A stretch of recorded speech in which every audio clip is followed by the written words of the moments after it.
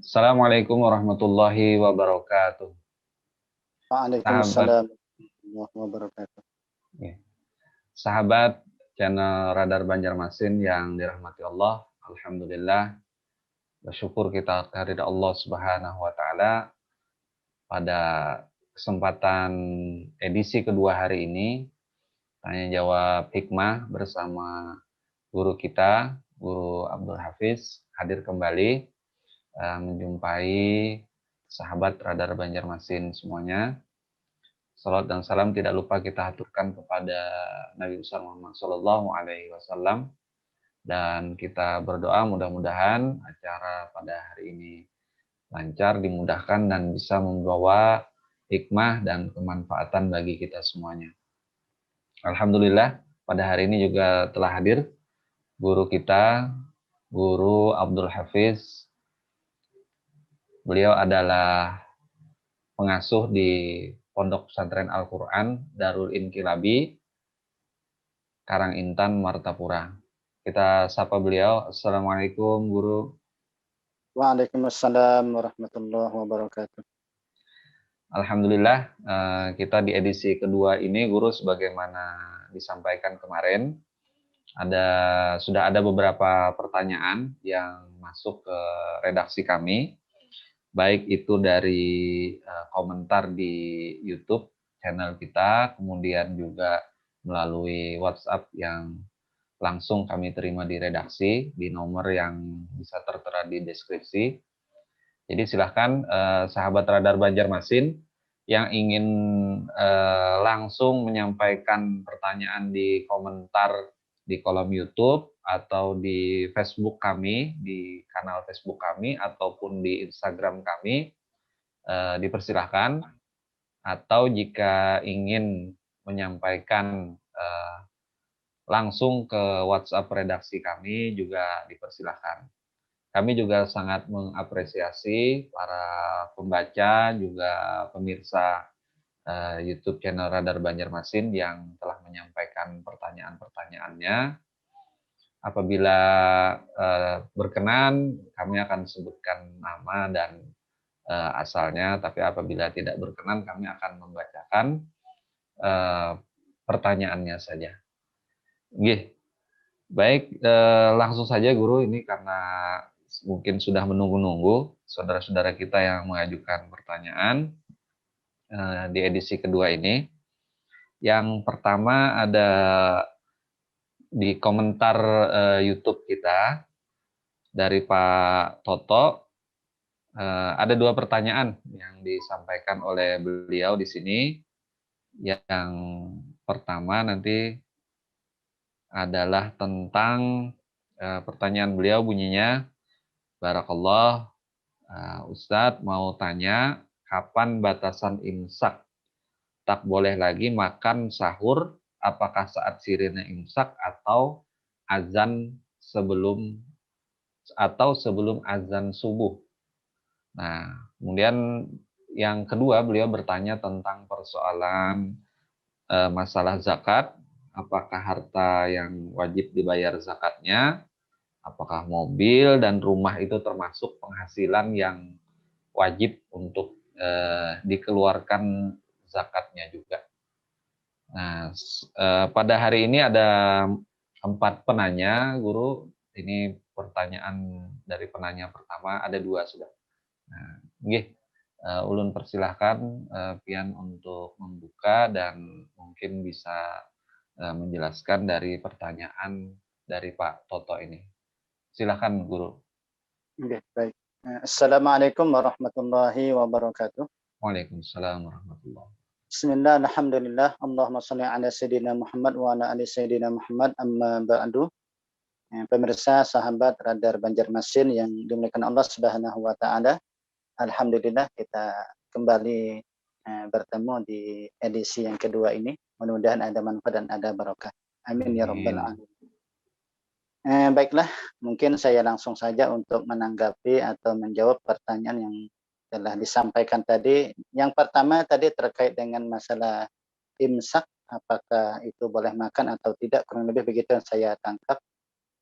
Nah, yang harus kita pahami bahwa yang namanya puasa itu, ya, kalau kita melihat ya dalam definisi puasa di dalam kitab-kitab, maka dia adalah menahan diri dari sesuatu yang membatalkan puasa dengan niat yang tertentu, dengan niat yang khusus, min tulu'il fajri ila ghurubis syamsi. Jadi mulai dari terbit fajar, yakni fajar shadiq, bukan fajar kazib ya. Jadi fajar shadiq, waktu subuh. Jadi min tulu'il fajri, dari mulai terbitnya fajar shadiq sampai kapan? Yakni sampai tenggelam matahari. Nah, jadi di sini sangat jelas sekali dari definisi itu bahwa namanya puasa itu menahan sesuatu yang membatalkan puasa mulai terbit fajar. Nah, oleh karenanya bahwa imsak, ya, imsak itu yaitu menahan diri juga maknanya secara bahasa menahan diri dari sesuatu. Nah, di dalam mazhab Syafi'i sendiri, imsak itu disunnahkan. Makanya dikatakan di dalam kitab Taqriratus Sadidah bahwa beliau mengatakan, pengarang kitab tersebut mengatakan wa yumsiku nadban anil aqli qoblal fajri binahwi khamsina ayatan. Disunnahkan kita imsak, yakni menahan diri daripada makan sebelum fajar, ya, maksudnya sebelum fajar shadiq, menahan diri dari itu sekitar atau sekedar 50 ayat. Nah, 50 ayat ini kurang lebih 10 sampai 15 menit. Jadi disunnahkan saja, disunnahkan tidak makan di saat itu, di saat imsak. Nah, berapa jaraknya? Jarak kita berhenti makan, menahan diri itu dari mulai waktu fajar atau waktu subuh, maksudnya fajar shadiq, itu sekitar 50 ayat atau 10 sampai 15 menit. Nah, di situ kita menahan diri untuk kehati-hatian untuk menjaga. Dan itu hukumnya sunnah. Nah, oleh karenanya, kalau ditanyakan berarti apakah boleh kita makan di waktu imsak? Ya hukumnya boleh, boleh saja kita makan di waktu imsak. Karena tadi yang kita tidak boleh makan, tidak boleh minum, itu adalah di saat fajar, di saat fajar shadiq tiba, atau di saat waktu subuh telah tiba, bukan di saat waktu imsak. Nah, imsak sendiri hanya sunnah saja. Jadi oleh karena itu, sahabat atau pemirsa Radar Banjarmasin, wabil khusus kepada penanya, bahwa kita makan, kita minum di waktu imsak, hukumnya masih diperbolehkan. Jadi masih diperbolehkan. Nah, sampai nanti kapan kita berhenti makan, berhenti minum, tidak boleh makan, tidak boleh minum, sampai masuk waktu subuh, yaitu di saat azan sudah berkumandang. Mulai azan, nah itu sudah tidak boleh lagi.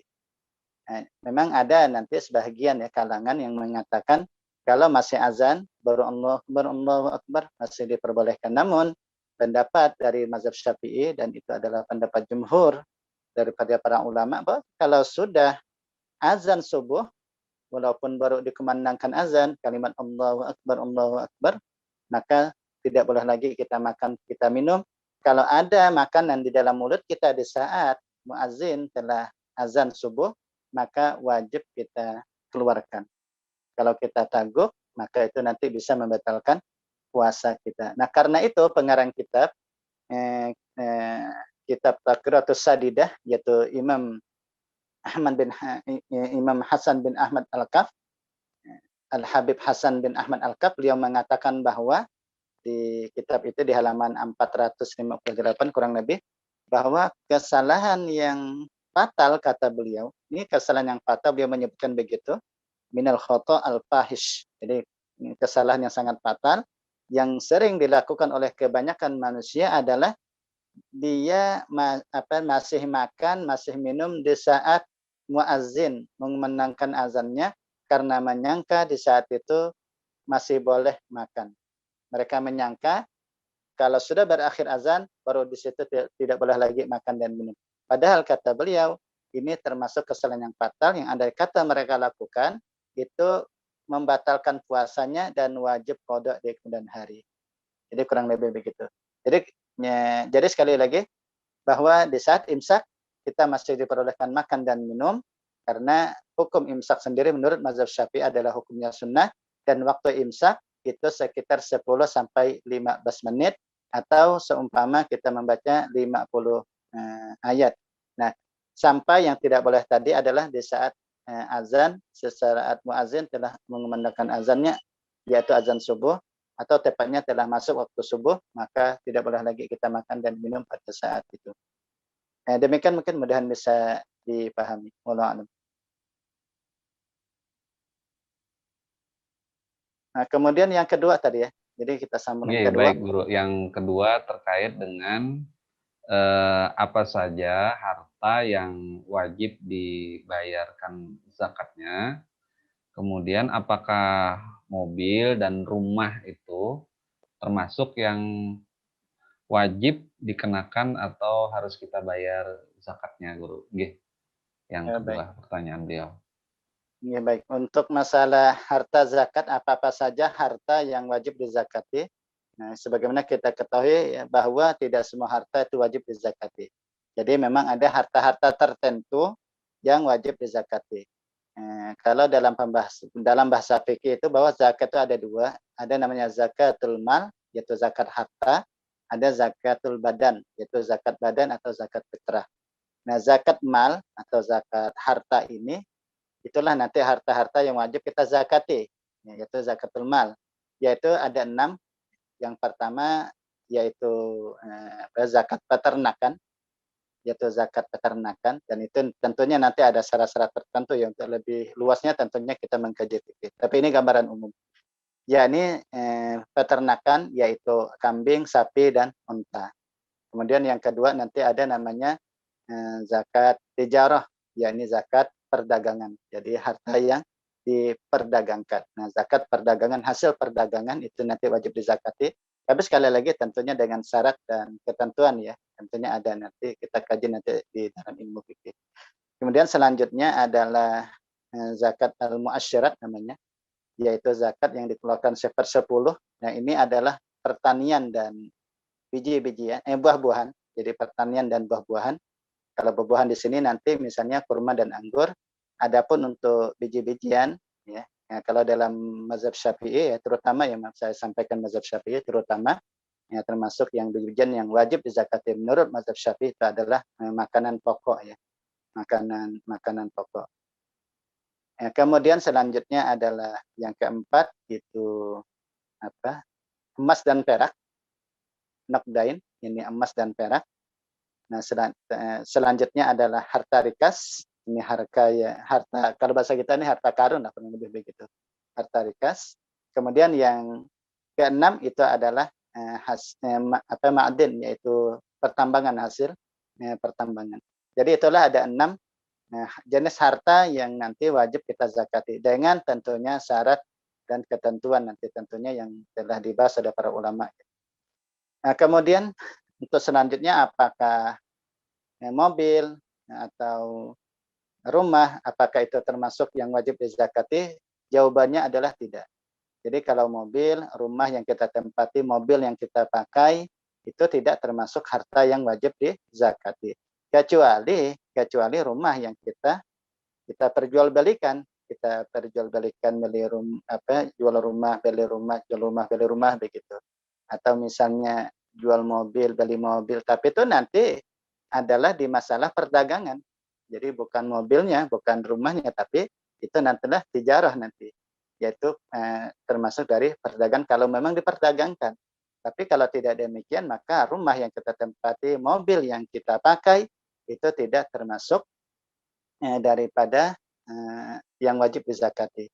Jadi termasuk misalnya kita punya warung, tokohnya ini maksudnya warungnya atau tokohnya ini, salah paham maksudnya, tokohnya ini itu tidak termasuk yang dizakati, warungnya itu tidak termasuk yang dizakati.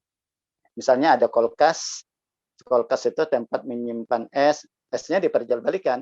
Kulkasnya itu ya tidak termasuk ya begitu. Jadi dengan demikian bahwa rumah yang kita tempati, mobil yang kita pakai tidak termasuk harta yang wajib dizakati. Demikian mungkin mudah-mudahan bisa dipahami. Wallahu a'lam. Baik Guru. Terima kasih. Jadi pertanyaan dari Pak Toto mudah-mudahan sudah terjawab. Dan langsung saja kita ke pertanyaan berikutnya. Ini ada dari saudara kita Abdurrahman di Banjarbaru yang masuk ke WA di redaksi kami, Guru. Oke, pertanyaannya sebagai berikut.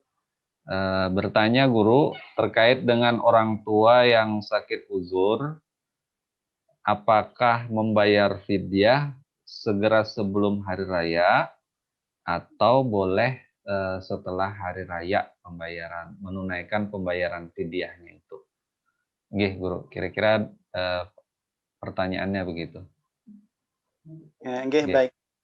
Untuk waktu ya, berarti ini terkait dengan waktu kita membayar fidyah bagi orang tua yang sudah uzur, yang tidak lagi mampu untuk berpuasa, karena memang secara fisik mereka tidak mampu, atau nanti orang yang sakit yang tidak bisa diharap lagi kesembuhannya juga mereka tidak wajib untuk puasa, namun nanti wajib membayar fidyah. Nah, lalu membayar fidyah waktunya kapan? Untuk membayar fidyah waktunya itu adalah kalau ya. Jadi yang pertama, kalau dikeluarkan sebelum masuk daripada bulan Ramadan, itu jelas tidak diperbolehkan. Jadi para ulama telah menyatakan bila belum masuk bulan Ramadan, maka tidak boleh dia mendahulukan membayar fidyah. Nah, kemudian kalau sudah masuk bulan Ramadan, jadi sudah masuk bulan Ramadan, apakah dia boleh membayar berdahulu? Jadi misalnya sekaligus nih, jadi langsung membayar 30 mud untuk 1 bulan. Jadi dia bayarkan di hari pertama atau di hari kedua, jadi berdahulu. Nah, maka di sini ada khilaf ulama. Kalau menurut daripada Imam Abu Hanifah atau dari kalangan mazhab Hanafi, maka mereka memperbolehkan. Jadi kalau dari kalangan mazhab Hanafi, mereka memperbolehkan kita membayar berdahulu, tapi tetap di bulan Ramadan. Jadi misalnya hari pertama atau hari kedua bulan Ramadan, kita sudah membayarkan fidyah untuk selama 1 bulan penuh. Tapi ini mazhab Hanafi memperbolehkan. Namun dari kalangan mazhab Syafi'i, itu tidak memperbolehkan. Tidak memperbolehkan sebagaimana pendapat daripada Imam Ar-Ramli di dalam fatwa beliau. Jadi beliau mengatakan bahwa wala yajuzu ta'jilu syai'in minha. Jadi kata beliau tidak boleh kita tuh menyegerakan sesuatu daripadanya, yakni daripada membayar fidyah lima fihi min taqdimiha, karena itu sesuatu mendahulukan ala wujubi atas kewajibannya di annahu fitratun. Nah, padahal kewajiban kita membayar fidyah itu adalah karena tidak puasanya. Karena tidak puasanya. Maka kalau misalnya ya, hari kelima dia membayar fidyah. Jadi hari pertama, kedua, ketiga, keempat, kelima. Jadi hari kelima dia membayar fidyah. Lalu di hari kelima dia membayar fidyah untuk 1 bulan penuh. Tapi membayar di hari kelima. Maka yang jatuh itu cuma 5 hari. Yaitu hari yang pertama, kedua, ketiga, keempat, dan kelima. Adapun hari ke-6, ke-7, dan seterusnya, itu tidak jatuh. Kenapa? Karena belum ada sebab. Belum ada sebab. Belum ada sebab dia meninggalkan puasa. Karena puasanya belum dilaksanakan. Begitu. Nah, karena itu. Sedangkan kata Imam Ar-Ramli, dari kalangan mazhab Syafi'i, bahwa fidyah itu ada karena ada sebab. Apa sebabnya? Yaitu orang yang tidak berpuasa. Dan memang syarat telah memberikan keringanan bagi mereka itu untuk tidak puasa, bahkan tidak wajib puasa, seperti orang tua yang sudah uzur tadi, atau orang yang sakit yang tidak diharap lagi kesembuhannya. Nah, jadi dengan demikian bahwa kalau kita membayarkan fidyah dahulu, jadi 30 mud misalnya di hari pertama atau di hari kedua, maka di mazhab Hanafi memperbolehkan karena memang sudah masuk di bulan Ramadan. Namun di mazhab Syafi'i yang disampaikan oleh Imam Ar-Ramli itu tidak diperbolehkan. Nah, oleh karenanya untuk kehati-hatian ya, maka setidaknya ada 2 cara kita membayar fidyah. Dan ini adalah untuk kehati-hatian. Kecuali tadi kalau kita menggunakan pendapat mazhab Hanafi, maka itu sudah tidak jadi masalah ya. Tapi kalau kita ya, karena mayoritas kaum muslimin di Kalimantan Selatan ya terutama ini kan setahu saya memang banyak menganut mazhab Syafi'i begitu. Maka oleh karena itu saya lebih banyak menyampaikan dari sisi mazhab Syafi'i, dan saya sendiri mohon maaf karena saya sendiri juga belajar di mazhab Syafi'i. Jadi kalau saya sering mengucapkan mazhab Syafi'i saya memang belajar di mazhab Syafi'i. Nah, jadi ada dua cara dalam hal pembayaran fidyah ini. Yang pertama harian. Jadi dia harian. Artinya hari pertama dia bayar fidyah. Nanti hari kedua dia bayar fidyah, hari ketiga dan seterusnya. Jadi dia harian. Itu yang paling boleh. Atau cara yang kedua adalah dia akhirkan. Dia akhirkan nanti di akhir Ramadan atau setelah Ramadan. Jadi misalnya di hari pertama dia tidak membayarkan fidyah, hari kedua tidak. Hari ketiga tidak. Terus nanti sampai di akhir Ramadan atau sudah masuk Syawal, baru dia keluarkan langsung 30 mud, ya, langsung 30 mud. Atau setelah Ramadan di Lebaran misalnya, maka itu diperbolehkan. Nah, ini sudah menjawab pertanyaan yang ditanyakan. Dengan demikian bahwa kalau kita membayar fidyah setelah Ramadan itu diperbolehkan.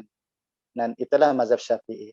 Jadi kalau kita ingin sekaligus, kalau ada mazhab Syafi'i caranya adalah di akhir Ramadan atau setelah Ramadan. Tidak boleh berdahulu.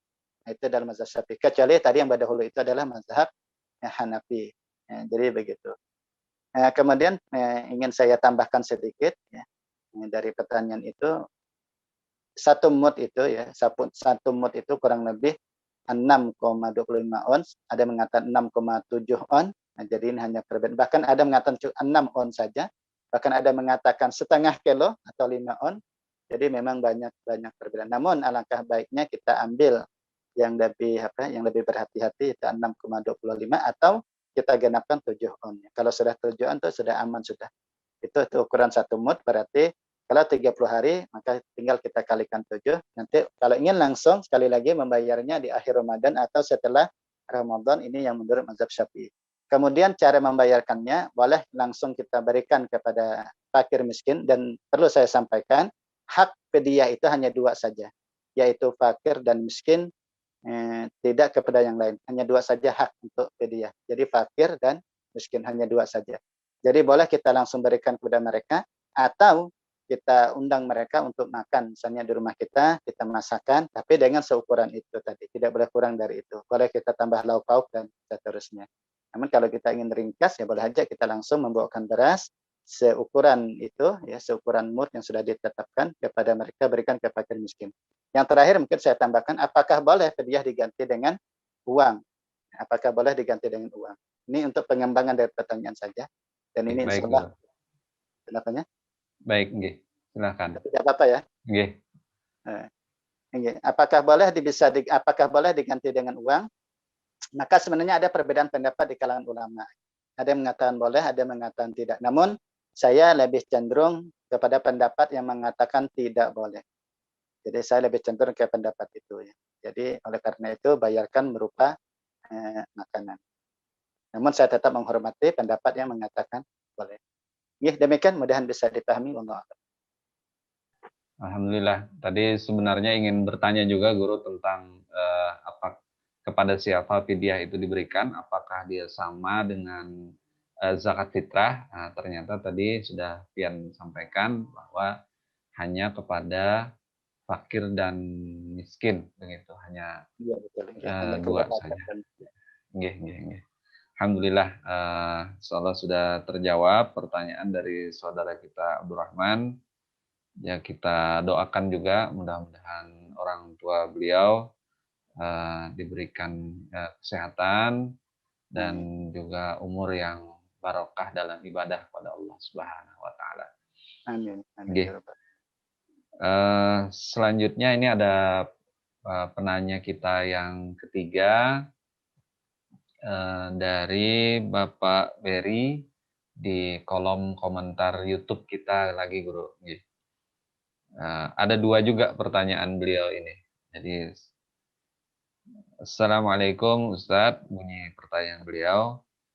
Bagaimana hukumnya orang yang sedang berpuasa siang bolong berenang di sungai? Artinya saat tengah hari mungkin kepanasan dia berenang di sungai. Itu pertanyaan yang pertama.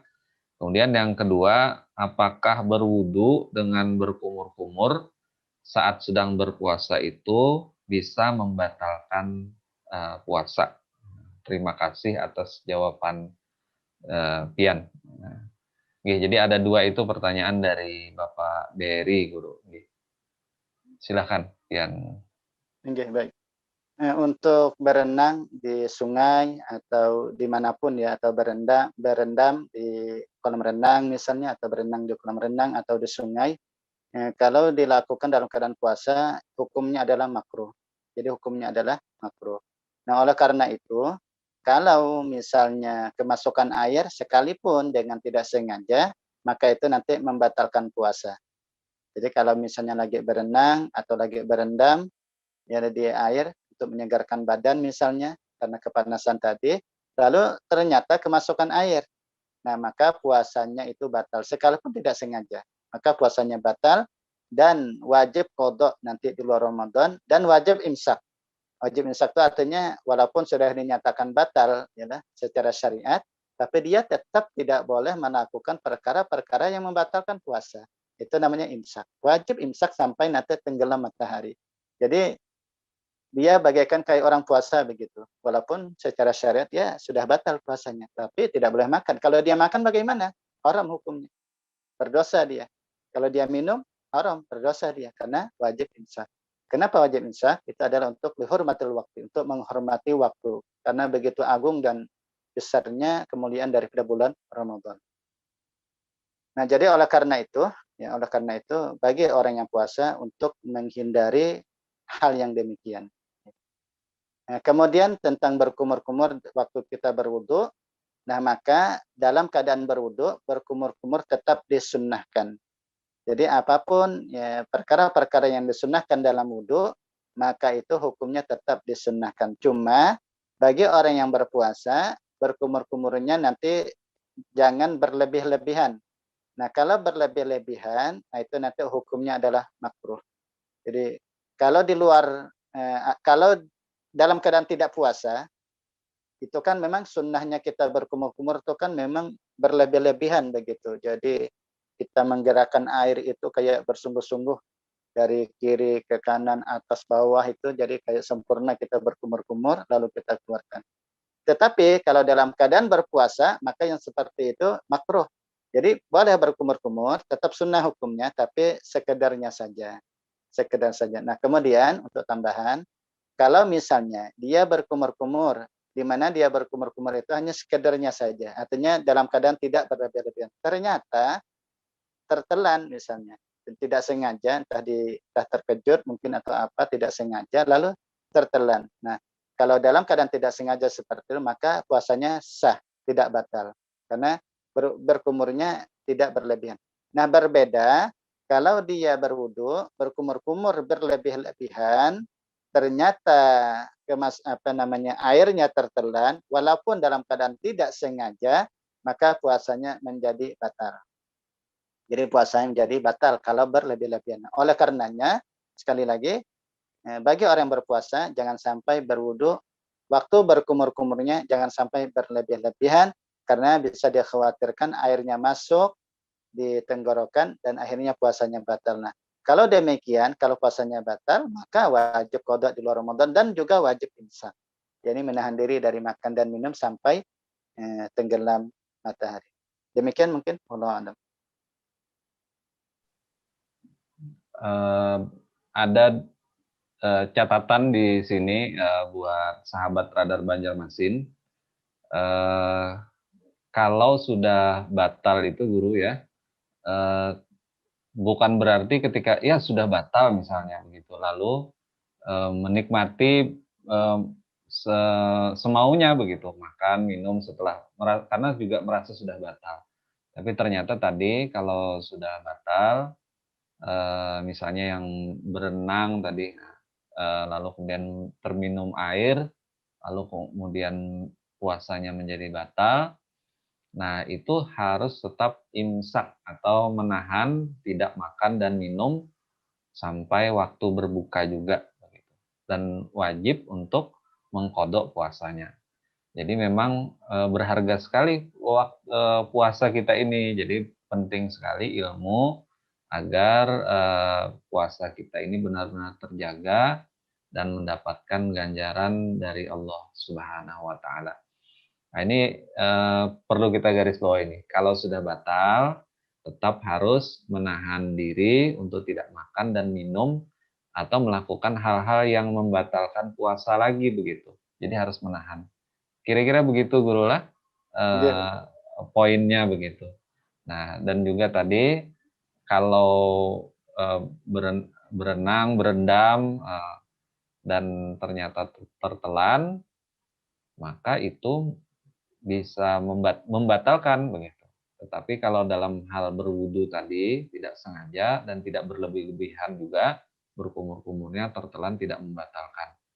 Tapi ketika berlebih-lebihan sebagaimana digambarkan oleh guru kita tadi, itu bisa juga membatalkan puasa.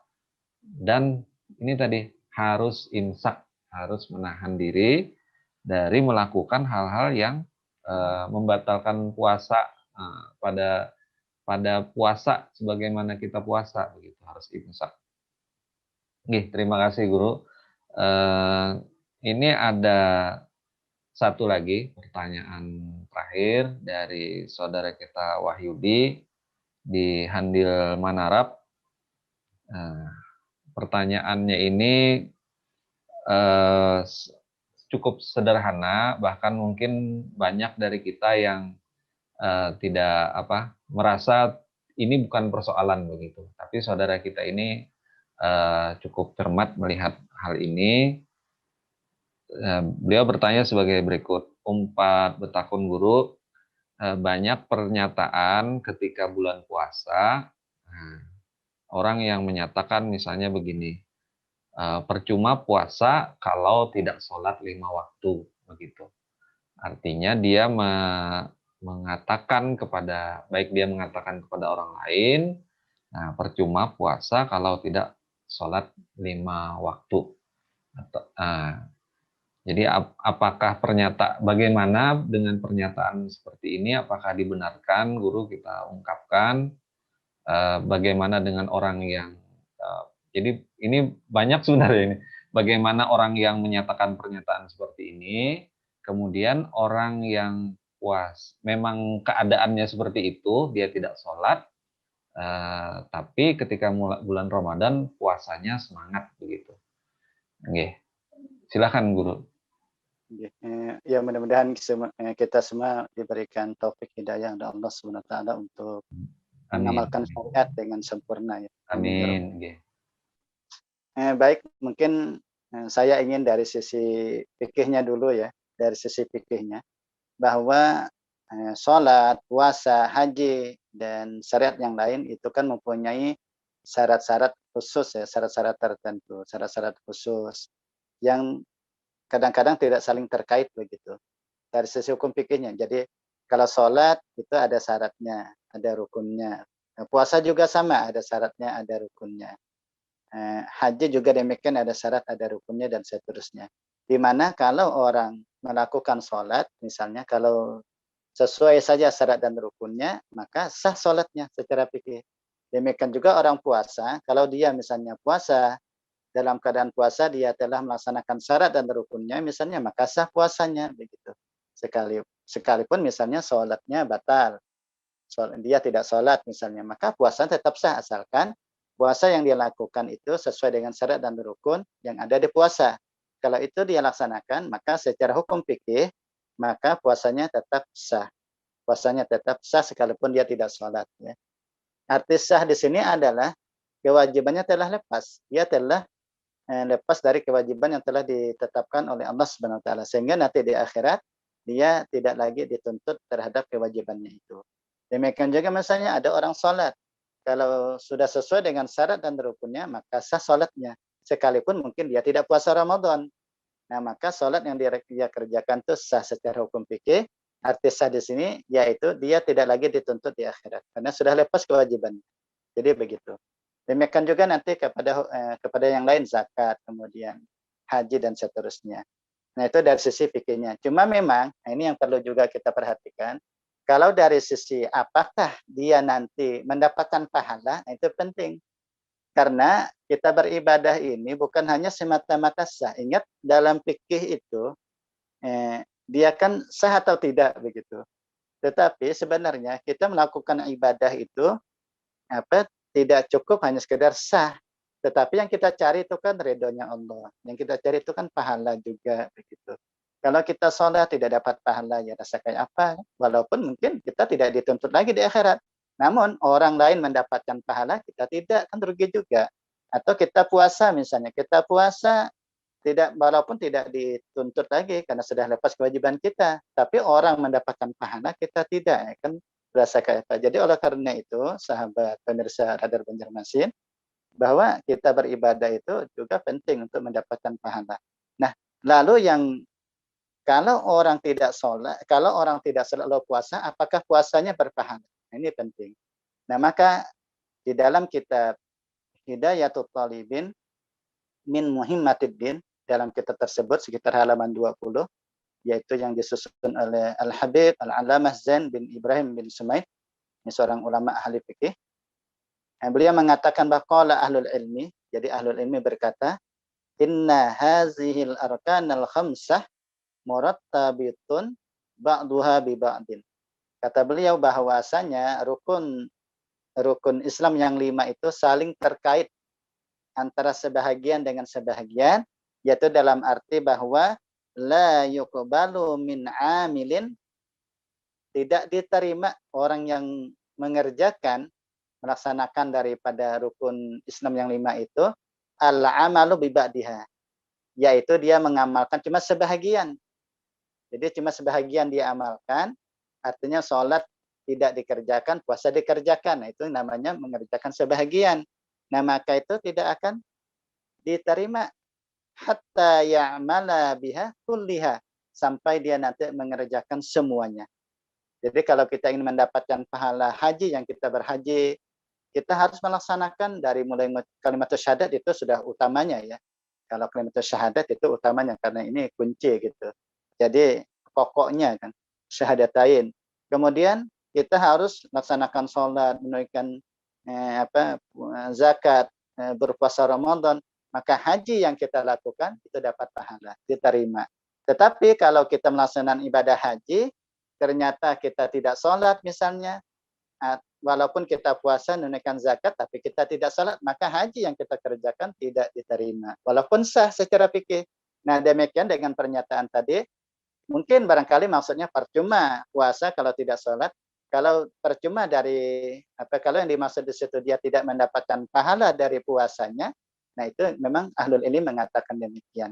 Kalau dia tidak sholat, maka puasa yang dia kerjakan walaupun sah secara fikih, lepas dari kewajibannya sudah lepas, tapi ingat dia tidak mendapatkan pahalanya. Tuh, kalau begitu berarti tidak usah puasa juga, nah 2 kali. Sudah tidak mendapatkan pahala, dapat dosa lagi. Nah, itu kan rugi juga kan. Jadi oleh karena itu, kerjakan semuanya sudah. Sholat dikerjakan, puasa dikerjakan. Jangan sampai nanti sudah mendengar ucapan begitu, lalu dia tidak puasa, itu sekali lagi sangat-sangat rugi. Kenapa? Karena kewajibannya tidak lepas, dia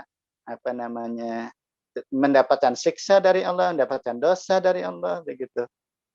Jadi oleh karena itu, ya sekali lagi ingin saya tekankan bahwa dari sisi fikihnya boleh jadi sah, namun sekali lagi kita beribadah itu untuk mendapatkan pahala. Kalau kita ingin mendapatkan pahala, maka kerjakanlah semua daripada yang Allah perintahkan, ya, terutama yang rukun Islam yang 5 itu, yaitu syahadatain, kemudian sholat, ya, puasa, zakat, haji bagi yang mampu ya. Kalau haji kan kita ada syarat-syarat tertentu, yaitu bagi yang mampu. Jadi begitu. Nah, kurang lebih begitu. Wallahu a'lam. Jadi memang antara ibadah-ibadah yang difardukan oleh Allah Subhanahu wa taala itu ya harus kita laksanakan semuanya, Guru ya. Artinya harus kita berusaha untuk menjadikan diri kita ini terikat di dalam amal-amal kita itu keseharian, di dalam ketaatan kepada Allah Subhanahu wa taala. Nah, mungkin pertanyaan begini, Guru. Kalau tadi di kalangan ahlul ilmi, artinya kan ini orang-orang yang memahami. Tapi bagaimana ketika ungkapan itu dirasakan sebagai sebuah candaan begitu, disampaikan sebagai sebuah candaan kepada misalnya dia punya teman yang dia tahu tidak apa namanya tidak sholat misalnya, lalu disampaikannya begitu kalimat demikian. Nah, itu bagaimana Guru? Oke, baik. Nggih. Yang pertama yang harus kita pahami juga bahwa jangan sampai kita menjadikan agama ini sebagai bahan candaan begitu. Ini poin Nggih, yang utama. Jadi nggih, jangan sampai untuk urusan-urusan agama lalu kita candakan sampai nanti orang salah paham begitu sampai. Nanti itu berbahaya juga. Contoh misalnya haram menikahi wanita sekampung. Kan kadang-kadang ada ucapan begitu walaupun dia sekedar bercandaan. Ya. nggih, nggih, nggih, Padahal maksudnya sekampungan itu semuanya dinikahinya ya. nggih, Karena nggih, batasan laki-laki kan 4 ya. Tetapi kan tidak semua orang bisa menangkap ucapan itu.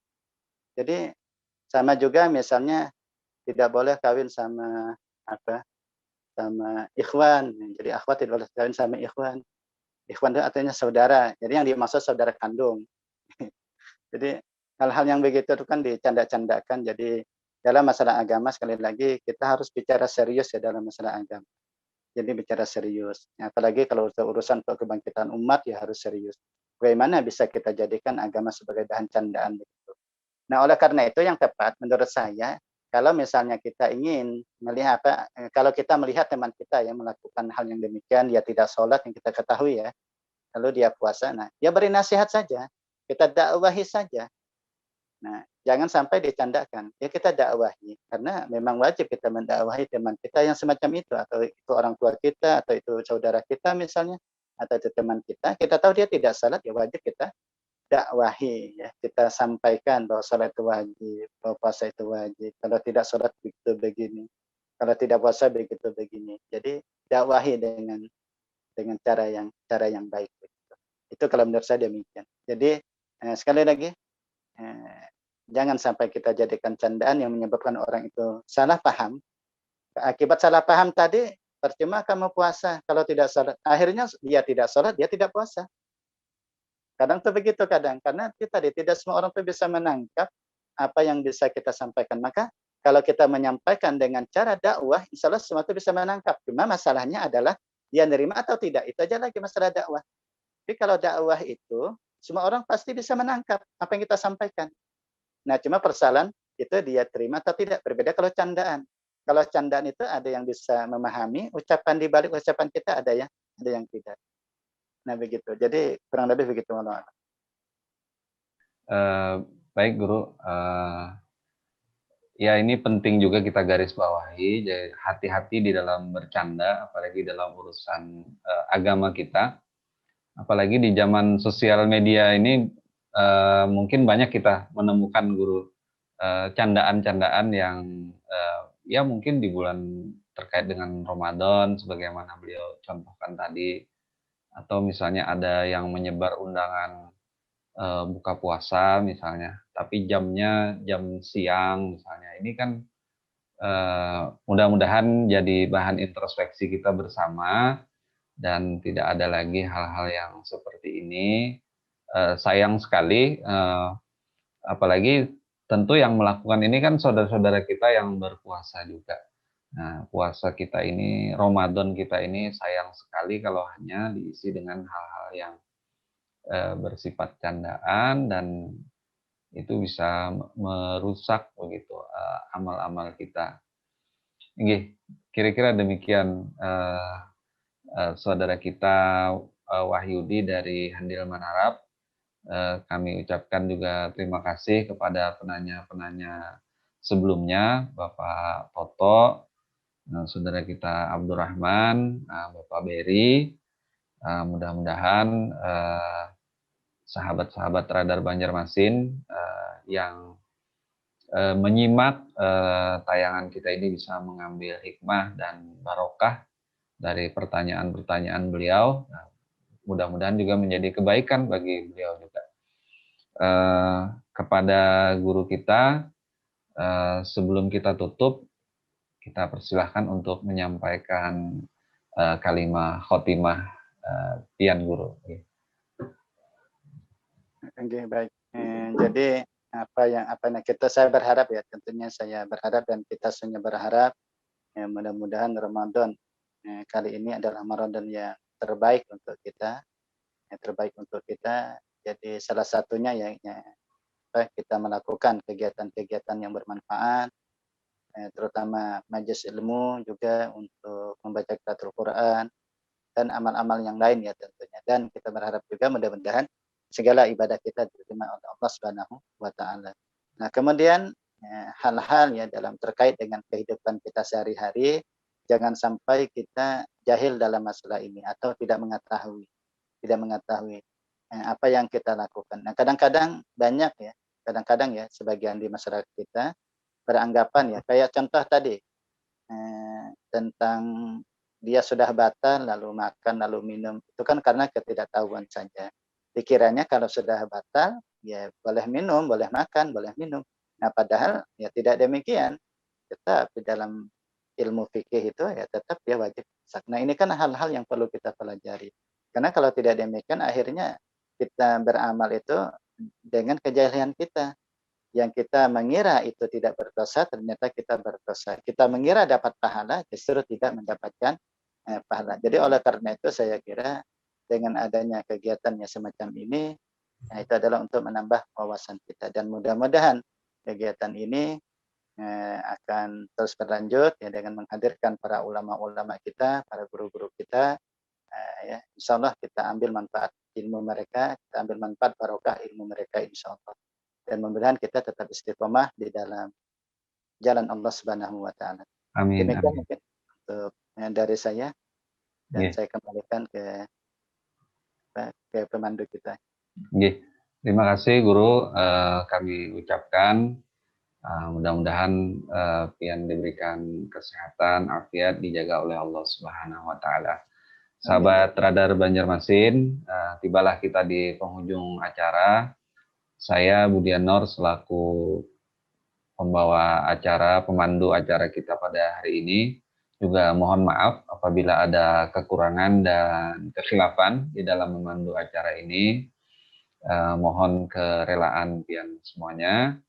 Dan apabila kami juga memohon dukungan dari Radar Banjarmasin untuk like, subscribe, dan share konten-konten yang bermanfaat dari channel kami ini. Kepada guru sekali lagi terima kasih kami ucapkan. Ulun tutup. Hadanallahu wa iyyakum ajmain. Wabillahi taufiq wal hidayah wa ridha wal inayah. Assalamualaikum warahmatullahi wabarakatuh. Waalaikumsalam warahmatullahi wabarakatuh.